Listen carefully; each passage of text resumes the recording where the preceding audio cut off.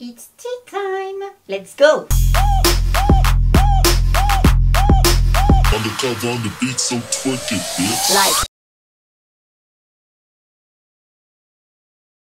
Hey, salut tout le monde, j'espère que vous allez bien. Je vous retrouve aujourd'hui pour une nouvelle vidéo avec une coupe de cheveux très approximative. Je suis désolée, franchement, j'ai chaud. Aujourd'hui, nous allons parler d'Anna Nicole Smith. Mais avant toute chose, je tiens à vous parler de notre collaborateur du jour. Il s'agit de la marque Who We Are. Je vous ai déjà présenté dans une autre vidéo, je crois que c'était celle sur Demi Lovato. Ils m'ont recontacté pour me reproposer de tester d'autres produits et j'ai juste dit oh oui, car franchement j'adore leurs bijoux, ils sont juste trop beaux. En plus là ils ont une nouvelle collection qui vient de sortir, c'est la collection Acapulco. Non mais s'il vous plaît, regardez-moi cette merveille, j'adore, je suis fan. Oh, cette collection est magnifique. Donc je vous fais défiler pendant que je vous parle les articles que vous pouvez retrouver chez cette marque qui est une marque française avec des bijoux plaqués or 18 carats ainsi que des bijoux en argent massif. Alors sachez qu'ils résistent à l'eau, au savon. Sachez également que tous leurs bijoux proviennent de partenaires français et sont fabriqués à partir de matières premières issues du RJC, qui est la certification qui garantit des pratiques responsables en matière d'éthique, d'environnement et de conditions de travail. Ils livrent partout dans le monde et quand même, petite chose qui est sympa, ils reversent à chaque vente 50 centimes à des associations partenaires telles que la Ligue contre le cancer, l'ASPA et Envol Vert. Personnellement, pourquoi je les aime ? Déjà pour la beauté des bijoux, hein. Donc, je vous montre là ce que j'avais choisi, en l'occurrence un petit bijou. Oh, il est trop beau ce bracelet, il est trop beau, il est fin, il est sobre, il est classe en même temps. Et également ce collier, donc en forme de fer à cheval, qui est pour les décolletés généreux, comme celui que j'ai aujourd'hui par exemple. J'adore, franchement j'adore. Mais au-delà de ça, parce que c'est une petite entreprise française et vous savez mon amour pour les petits créateurs, le soutien que je leur témoigne. Donc voilà, j'ai déjà collaboré avec eux une première fois. J'ai pas été déçue, de manière j'avais cherché plein d'avis sur internet, tout ça, j'avais vu que des bons retours. Et sachez que si vous avez le moindre problème avec l'un de leurs articles, il y a un service client. Et ils sont très réactifs. Ça aussi, je vous avais dit qu'ils étaient adorables. Et franchement, toutes celles avec qui j'ai pu parler, elles sont juste trop gentilles. Donc franchement, n'hésitez pas à vous intéresser à la marque. Vous avez tout sur leur site avant éventuellement de commander. On fait quand même de plus en plus attention, je trouve, à qui on achète nos produits, hein, à qui on donne notre argent. Donc voilà, n'hésitez pas à vous renseigner sur eux, vous avez tout sur leur site. Moi franchement, c'est exactement le genre de marque vers lesquelles je me tourne. Donc je ne peux naturellement que vous les recommander et vous les recommander encore une seconde fois. Et en plus de ça, j'ai un petit code promo pour vous que vous retrouverez en lien de description. Donc écoutez, là la nouvelle collection Acapulco, Sur ce, je ferme la parenthèse et nous plongeons dans le vif de la vidéo. Alors déjà, moi j'ai dit tea time en mode détente, mais honnêtement cette vidéo pourrait limite être un coffee crime parce que ce n'est pas gay du tout, hein, voilà, pour ceux qui connaissent Anna Nicole Smith. Et surtout c'est très étrange quand même la fin de toute cette histoire. Mais bon, pour l'instant, revenons-en à la genèse. Anna Nicole Smith, de son vrai nom Vicky Lynn Hogan, est née le 28 novembre 1967 à Houston au Texas et déjà depuis sa plus tendre enfance, elle rêvait de devenir la nouvelle Marilyn Monroe. Donc si vous aviez senti des influences, vous aviez raison. Alors déjà le départ dans la vie était pas top. Son père a abandonné femme et enfants, enfin plutôt femme et 6 enfants. Donc elle a d'abord été élevée par sa mère, puis elle est allée vivre chez sa tante dans une petite ville, alors vraiment un patelin paumé du Texas où il y avait rien à faire. Après une scolarité écourtée à l'âge de 14 ans, elle retourne vivre à Houston chez sa mère. Et là, elle va commencer à faire des petits boulots. Donc, elle va travailler dans une enseigne qui s'appelle Jim's Crispy Fried Chicken, qui est donc un restaurant de poulet frit, hein, vous l'aurez compris. Et elle va se marier avec l'un des cuistots de ce restaurant alors qu'elle n'a que 17 ans. Et le jeune homme est Billy Wayne Smith, âgé lui de 16 ans. Ils auront ensemble un petit garçon, né le 22 janvier 1986, répondant au nom de Daniel Wayne Smith. Mais malheureusement, malheureusement, leur mariage prend quasi immédiatement fin. Donc ils ne seront mariés que 2 ans. Son salaire au restaurant n'étant pas suffisant pour subvenir à ses besoins ainsi que ceux de son fils, elle va enchaîner plusieurs petits boulots. Ça n'est toujours pas suffisant. Donc un jour, elle décide de pousser la porte d'une boîte de striptease devant laquelle elle passait quasi tous les jours pour aller à son travail, et elle va se faire embaucher sous le pseudonyme de Nikki et également Robin. Et c'est dans cette boîte de striptease qu'elle va faire la rencontre d'un homme qui est un photographe qui travaille pour une agence de mannequins et qui va lui promettre monts et merveilles. Et afin de mettre toutes les chances de son côté, à l'instar de Marilyn Monroe, elle va se teindre en blonde. Elle va également se faire refaire la poitrine pour augmenter sa taille de bonnet. Elle va également prendre quelques kilos et là, elle ressemble vraiment beaucoup plus à Marilyn Monroe, son idole. C'est également dans ce club qu'elle va rencontrer le milliardaire Howard Marshall II en octobre 1991. Alors lui, qui c'est pas n'importe qui, déjà milliardaire, donc forcément, qui est-ce? Alors c'est un ancien avocat et magnat du pétrole qui est âgé de 86 ans. Oui, il y a un grand écart d'âge entre les deux, et pendant les 2 ans qui vont suivre, il va lui offrir pas mal de cadeaux, il va la demander en mariage plusieurs fois, mais à chaque fois elle refuse car elle veut se faire un nom toute seule avant de l'épouser. Il m'a offert ses boucles d'oreilles. Et puis ça. Et ça. En 92, bingo, elle décroche un contrat pour poser pour le magazine Playboy et c'est là que débute sa carrière de mannequin.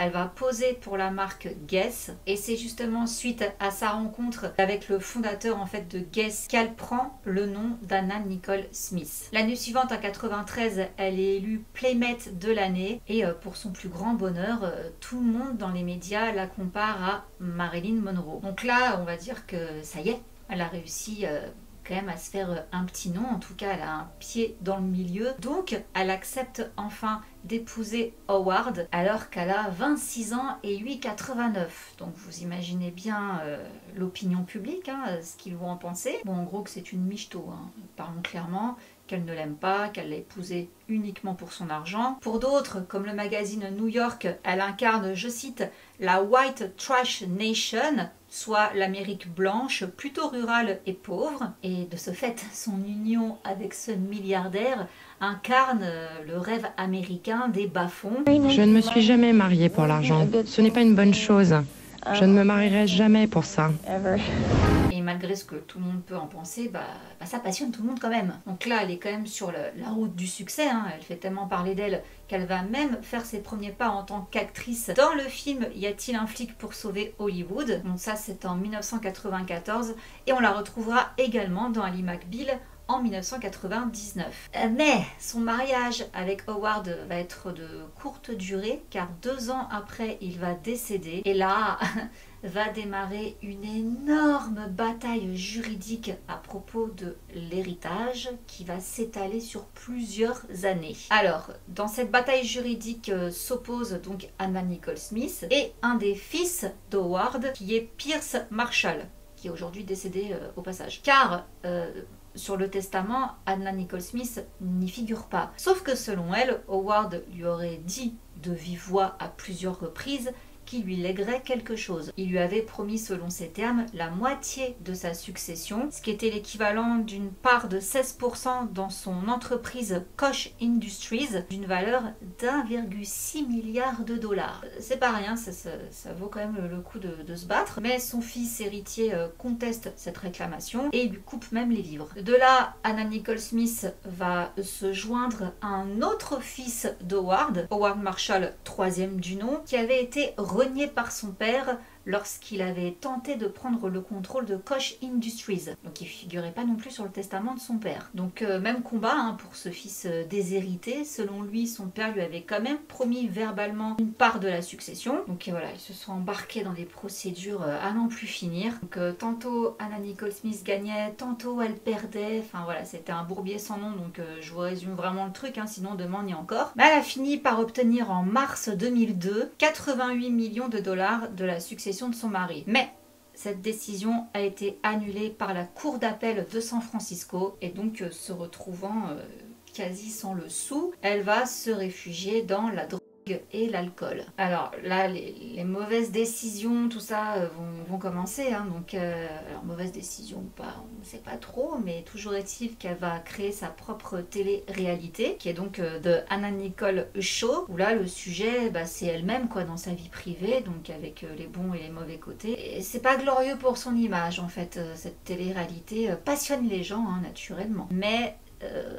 bon, on voit une Anna Nicole Smith grandement sur le déclin, hein, qui va pas très bien, qui fait des trucs un peu louches. Beaucoup disent même carrément qu'elle fait pitié. Mais comme je vous dis, malgré un succès dans les premiers temps, petit à petit l'intérêt va retomber tel un soufflet et ce programme sera supprimé définitivement en février 2004. Et là on a atteint un autre palier dans la descente aux enfers d'Anna Nicole. Alors niveau silhouette c'est quand même important parce qu'Anna Nicole Smith, voilà, la playmate, la bimbo quoi d'Hollywood, elle avait pris beaucoup de poids avec ses excès. En 2003 toutefois elle avait perdu 31 kilos et pour l'occasion elle avait fait d'ailleurs la promo pour les produits de régime Trim Spa, soi-disant c'est eux qui l'ont aidé à perdre 31 kilos. D'ailleurs ils ont été poursuivis pour publicité mensongère. Et après l'annulation de son show, donc comme je vous dis en février 2004, on la retrouve en novembre 2004 pour les American Music Awards où là elle devait présenter Kanye West, sauf que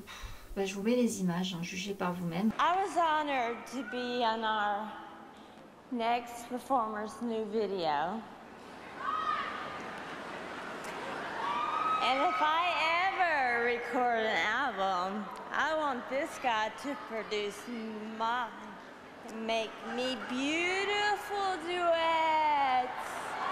Cause he's freaking genius! Voilà.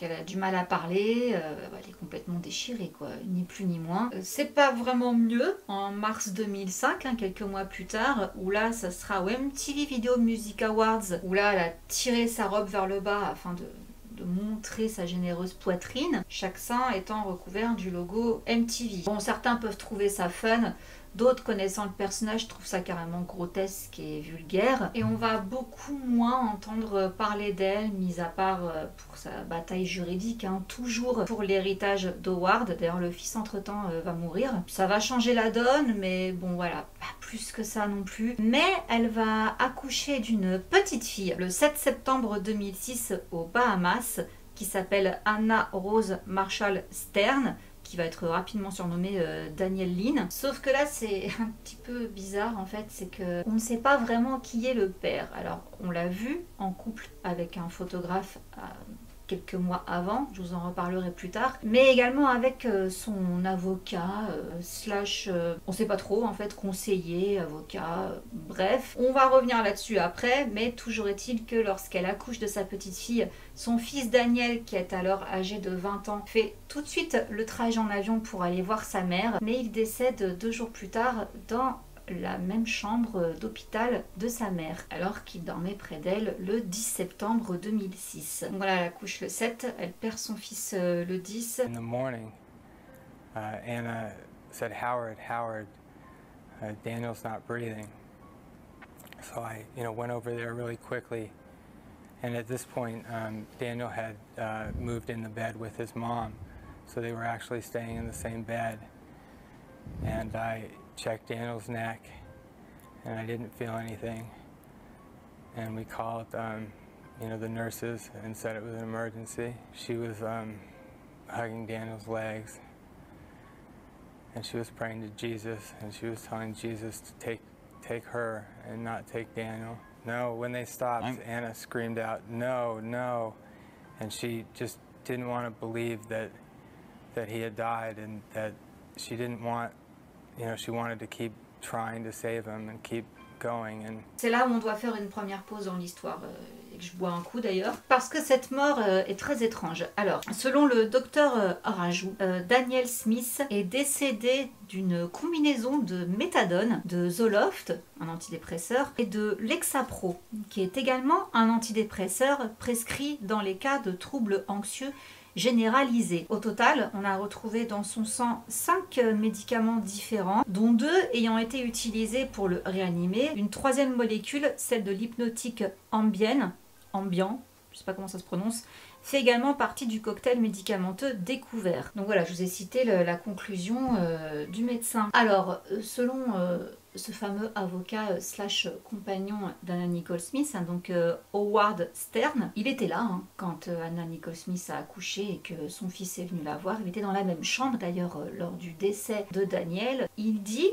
que les médicaments que Daniel prenait avaient été prescrits par des médecins pour lutter soit contre la dépression, soit contre des maux de dos. Two of them, the antidepressants, were partly because he was having some emotional problems. Apparently he had broken up with a girlfriend recently. Methadone is not just used to recover from a heroin addiction, but also a painkiller. So it's still not clear precisely why Daniel was taking it. There are probably a lot of patients across the country who are treated with chronic pain or treated for chronic pain with methadone in the combination of these two medications.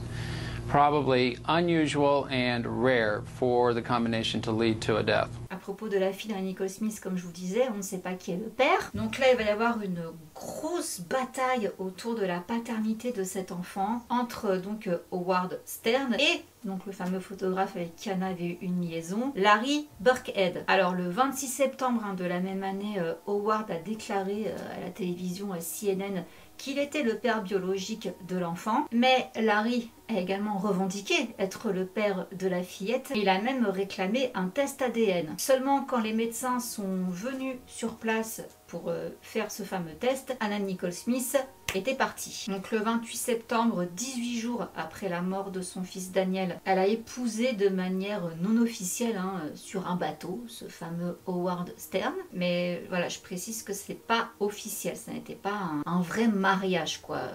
Bref, vous avez compris. Et déjà, même là, ça a surpris beaucoup de monde parce que, je ne l'ai peut-être pas précisé, hein, mais Anna Nicole Smith était très proche de son fils Daniel. Il était vraiment sa raison de vivre. Il était tout pour elle, il était son fils, il était son ami, son confident. Ils n'avaient pas énormément d'écart, elle l'a eu à 17 ans, donc forcément, voilà, ils ont grandi ensemble, ils ont évolué ensemble, et vraiment, j'insiste, hein, son fils était toute sa vie. Donc épouser un homme dans ces circonstances-là, bon, il n'y a pas besoin de sortir de Saint-Cyr pour comprendre que effectivement, elle était complètement, à mon avis, à l'ouest, elle savait même pas ce qu'elle faisait, elle va pas bien. Et ce gars-là tire profit de la situation. Gardez ça en tête pour la suite. Le 2 octobre, Larry, le photographe, lance alors un procès en paternité, quoi. Lui, il n'en démord pas, il sait qu'il est le père de la petite. Et quelques jours plus tard, le 19 octobre 2006, ont lieu les funérailles de Daniel. Donc là, ça se passe au cimetière Lakeview à New Providence, aux Bahamas, donc 6 semaines après sa mort. Et Anna Nicole Smith, en plus d'être complètement dévastée, hein, comme je vous ai dit, elle a demandé à ce qu'on ouvre le cercueil pour qu'elle puisse voir son fils. Sauf qu'elle s'est jetée sur lui, elle a fait une crise de nerfs quoi, et elle voulait être enterrée avec lui, elle ne voulait plus lâcher le corps de son enfant. C'est horrible, c'est horrible. Et à la fin de l'année d'ailleurs, elle va être hospitalisée pour une pneumonie. Rapidement, 2-3 mois plus tard, le 7 février 2007, la cour de Los Angeles ordonne donc les tests ADN que réclame Larry Burkhead. Il les réclame pour le 21 du mois, donc le 21 février. Mais le lendemain, le 8 février, Anna Nicole Smith va être retrouvée décédée dans sa chambre d'hôtel en Floride, où elle est arrivée 3 jours plus tôt avec donc son mari Howard, et en fait ils étaient venus là pour aller voir un bateau. Alors selon le rapport d'autopsie, hein, la conclusion en tous les cas, il est dit qu'elle est décédée d'un abus de calmant. On va revenir là-dessus après. Alors le personnel médical qui s'est rendu sur place a tenté de la réanimer durant son transfert vers l'hôpital, le Memorial Regional, mais ça n'a rien donné et donc elle est décédée le même jour à l'âge de 39 ans. Alors son mari, Howard, a confié à la sœur d'Anna Nicole Smith, dans les jours qui ont suivi son décès, elle était très malade et elle avait plus de 40 de fièvre, et qu'il y avait donc une infirmière qui était venue à l'hôtel pour s'occuper d'elle. Et sauf que cette infirmière, est-ce qu'on peut en parler 2 minutes? Cette histoire est en fait très hallucinante, elle m'a grandement énervée. Elle m'a beaucoup fait penser au décès de Brittany Murphy. Ceux qui ne l'ont pas vu, je vous renvoie à ma vidéo sur Brittany Murphy, parce que c'est une mort qui aurait pu être évitée, hein, bien sûr. Négligence sur négligence. On est un peu dans le même cas de figure là, et c'est ce qui m'agace. Elle n'arrivait pas à dormir. Finalement, elle a réussi à s'endormir auprès de son époux. Le matin, il s'est levé, il a vu que sa femme dormait encore, donc il a dit à tout le monde « Chut, elle dort enfin, donc laissons-la dormir ». Il est parti faire ses petites affaires. L'infirmière est venue ensuite dans la chambre au moment en fait où Anna était pas bien. En fait, on ne sait pas trop finalement à quel moment elle a plongé dans le coma, mais une infirmière qui rentre dans une chambre où il y a donc sa patiente et qu'elle ne vérifie pas en fait l'état de sa patiente, mais qu'elle s'assoit sur un fauteuil à côté pour lire le journal. Déjà, moi je trouve ça un petit peu bizarre. Et en fait, c'est quand la femme du garde du corps est arrivée dans la chambre, alors je sais plus quelle heure il était, mais elle a dit bah faut la réveiller là, c'est bizarre qu'elle dorme autant quand même. Et c'est elle en fait en voulant réveiller Anna qui a vu que bah, elle se réveillait pas. Donc à quoi a servi l'infirmière jusque là? Franchement je me pose la question, hein. Donc ne me jetez pas la pierre. Elle était malade, 42 fièvres, quand même pas, enfin c'est pas rien quoi, 40, et elle avait plus de 40. On prend le pouls de la personne, on lui touche le front, ne serait-ce que pour voir si elle a baissé en température, enfin on fait quelque chose quoi, on laisse pas la personne comme ça, la tête sous la couette et on attend que ça se passe. Non, donc Howard précise hein, que voilà, Anna Nicole elle était mal, de toute façon elle ne s'est pas remise de la mort de son fils, apparemment elle avait déjà fait une tentative de le 16 février, donc ça on l'apprend après son décès. Et toujours selon Howard, ils avaient prévu de se marier de manière officielle cette fois-ci le 27 février. Le 2 mars 2007, suite à une décision de justice, le corps d'Anna Nicole Smith est transporté par avion privé aux Bahamas pour être enfin enterrée. Et elle repose aux côtés de son fils Daniel. Et pourquoi si tardivement? Parce qu'il y a eu une enquête de plusieurs semaines, de 7 semaines pour être précise, menée par donc le médecin légiste du comté de Broward, ainsi que la police et plusieurs autres médecins légistes et toxicologues afin de déterminer réellement la cause de la mort d'Anna Nicole Smith. Donc c'est le 27 mars 2007 que la police a enfin rendu son rapport en annonçant lors d'une conférence de presse qu'Anna Nicole Smith était décédée d'une combinaison de 11 drogues dans son système. Alors donc je cite: chacun de ces médicaments a été pris à des doses qui n'auraient pas été mortelles seules, mais c'est la combinaison de ce cocktail mortel qui a rendu l'effet mortel. Il y a beaucoup de mortels. Plus précisément, sa mort aurait été principalement imputable à l'hydrate de chloral, un médicament d'ordonnance devenu mortel après avoir été associé à d'autres médicaments légaux tels que Benadryl, Klonopin et Valium, pour n'en citer que quelques-uns. Alors effectivement, j'ai été regarder son rapport d'autopsie. Il y a pas mal de choses, hein. Je vous le fais défiler à l'écran. Et il est également précisé qu'elle souffrait donc de dépression due au décès récent de son fils, ainsi qu'une entérite. Mais il n'y avait pas que ça. Alors, on a constaté également qu'elle avait des abcès aux fesses. Et ça, c'était dû en fait à plusieurs substances qu'elle prenait. Donc, c'était des hormones de croissance humaine ainsi que de la vitamine B12. Et en fait, ces abcès s'étaient infectés. Elle avait également, donc, comme je vous dis, une entérite ainsi qu'une inflammation de l'intestin grêle causée par une consommation excessive de drogue. Donc les abcès et l'entérite ont été les causes principales de son décès en combinaison avec la surdose accidentelle de drogue. Alors on a justement son garde du corps qui était là, Maurice Brightope. Alors excusez-moi, il a un nom très compliqué, Brightope, on surnomme Big Mo. Alors lui justement, ça faisait longtemps qu'il s'occupait d'Anna Nicole Smith et il confirme effectivement qu'elle prenait énormément de substances, qu'elle en abusait. Il dit même, je cite, une fois elle m'a montré un pot de 30 comprimés et elle m'a dit qu'elle devait le prendre 4 fois par jour. Et selon lui, c'était qu'une question de temps en fait, vu tout ce qu'elle prenait avant qu'elle trépasse. Ce qui est étrange en plus de ça, pour la petite anecdote, c'est qu'elle a toujours dit qu'elle sentait qu'elle décéderait avant ses 40 ans, comme son idole Marilyn Monroe, et ça a été le cas. Et par rapport à son enterrement, il a été à cercueil fermé, tout simplement parce que, vu tout ce qu'elle avait ingurgité comme drogue, son corps s'est décomposé à une vitesse fulgurante. Et en plus de ça, son corps a également été préservé, mis à part l'autopsie, pour faire ces fameux tests ADN pour savoir qui est le père de l'enfant. N'oublions pas aussi cette histoire qu'il y a en parallèle. Le 10 avril 2007, les analyses ADN sont enfin rendues publiques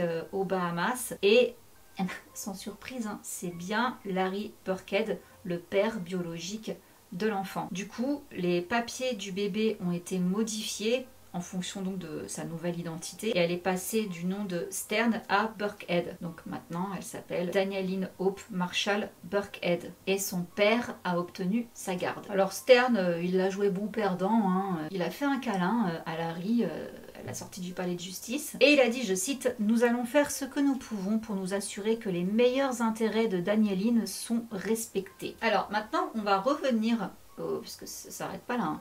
On revient un petit peu sur le garde du corps, ce fameux Big Mo. Alors lui, il a fait certaines révélations, car au-delà d'être un garde du corps, il est également un ami d'Anna Nicole Smith, et il a noté quelque chose d'assez étrange selon lui qui s'est passé quelques jours avant son décès. Anna Nicole Smith lui aurait confié: David m'appelle, il est tout seul et il dit qu'il a peur, il dit qu'il veut sa mère et que je dois être avec lui. Il est temps que je sois avec lui. Les drogues ont eu un effet dévastateur sur elle, à tel point qu'elle s'est évanouie à un moment donné sur un radeau de piscine pour ensuite tomber et couler au fond de la piscine. Donc c'est Big Mo qui a plongé pour la sortir de là et c'est là en fait qu'elle a développé une pneumonie. Personnellement je trouve ça un petit peu bizarre parce qu'elle avait déjà une pneumonie en décembre, donc je me demande si vraiment elle en a rechopé une autre 3 jours avant de mourir ou si c'est celle du mois de décembre qui n'a pas été bien traitée. Moi personnellement en tout cas c'est la question que je me pose. Et d'ailleurs quand Big Mo l'a repêchée de la piscine, son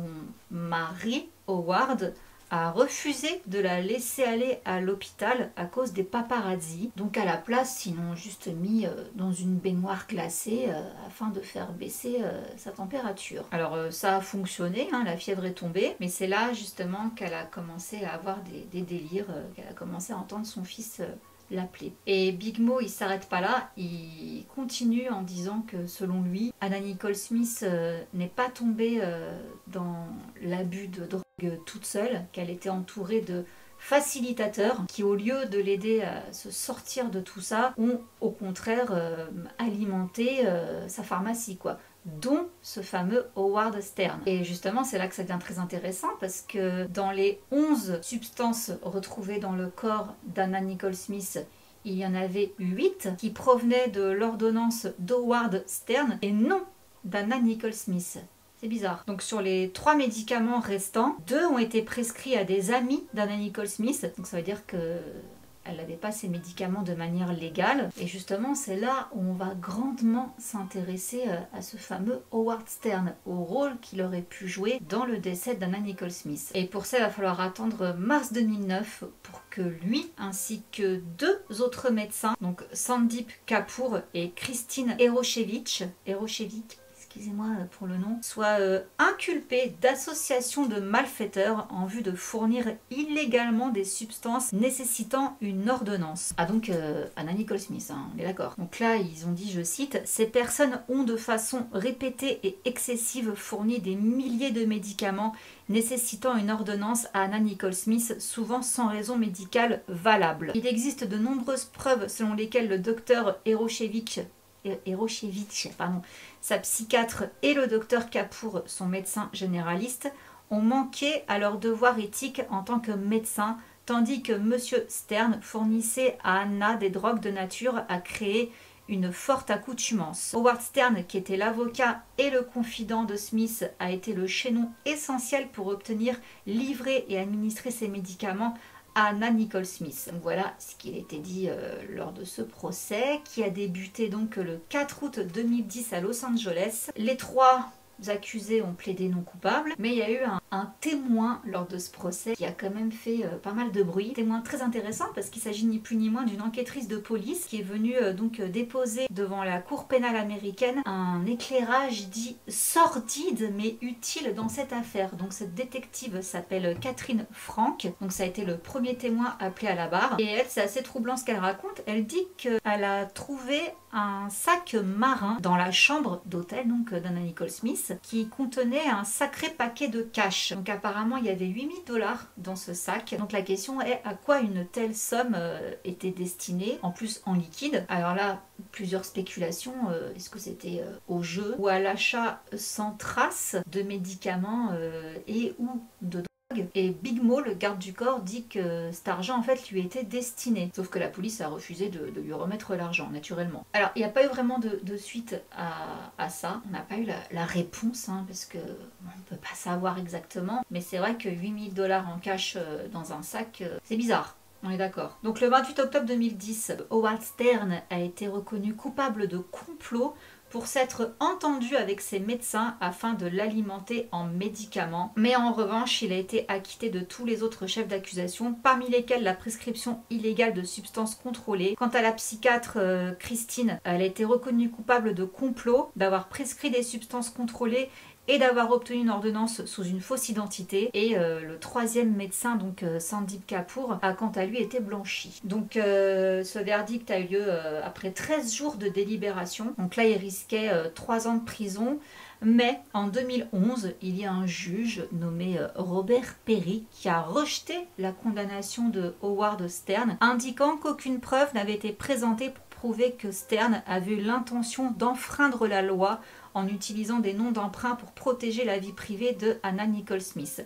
La seule condamnation qui restait en vigueur, une accusation de crime de fraude contre le docteur Eroshevich, a été réduite à un délit. Et ça a été confirmé en 2015. Le même juge a rejeté la condamnation pour crime contre Howard Stern pour la 2e fois. Et concernant ce fameux Howard Stern, qu'est-ce qu'il est devenu? Il est devenu défenseur public du droit pénal et il est toujours en contact avec Larry Burkhead, donc le père biologique de Danielle, ainsi qu'avec Danielle. Et d'ailleurs, père et fille mènent une vie paisible au Kentucky. Concernant le testament d'Anna Nicole Smith, il avait été préparé par un autre avocat, hein, pas par Howard Stern, et qui a été exécuté le 30 juillet 2001 à Los Angeles. Et elle avait désigné en fait dans son testament son fils Daniel comme l'unique bénéficiaire de sa succession. Daniel n'étant plus de ce monde, hein, il y a eu une demande d'homologation du testament de Anna Nicole Smith qui a été déposée devant la Cour supérieure du comté de Los Angeles, inscrivant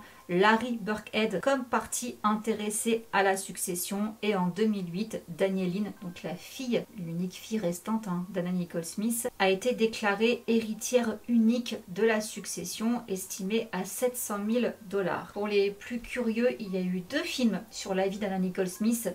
Un qui est sorti en 2007, Anna Nicole Smith, Destin tragique, ainsi qu'un autre, Anna Nicole, Star déchue, et il y a même eu un opéra sur elle. C'est ainsi que se termine l'histoire, à la fin très douteuse d'Anna Nicole Smith. Je vous cache pas qu'il y a eu quand même beaucoup de doutes sur ce fameux Howard, notamment parce qu'il était présent à la mort de Daniel, le fils d'Anna, mais également lors du décès d'Anna. Certains spéculent sur le fait qu'il aurait assassiné Daniel et également Anna pour toucher l'héritage d'Anna, car ils étaient mariés illégalement, mais selon lui, ils allaient se marier légalement quelques jours plus tard. Donc est-ce qu'il aurait essayé de jouer là-dessus en sa faveur? En plus, il revendiquait être le père de Danielle, donc quand bien même si Danielle devenait l'héritière, il a quand même pu, je pense, essayer de détourner le truc, tout ça, et avoir l'argent. Ce ne sont que des spéculations, attention, hein, je ne l'accuse pas. Je dis juste ce qui a été dit, je rapporte certaines théories. C'est un parcours très malheureux, très tragique, et c'est vrai qu'elle fait penser à Marilyn Monroe. Elle était mal, enfin même avant la mort de son fils, c'est quelqu'un qui n'allait pas bien du tout, qui avait, je pense, un mal de vivre, un mal-être. Mais écoutez, j'espère que cette vidéo n'aura pas été trop longue.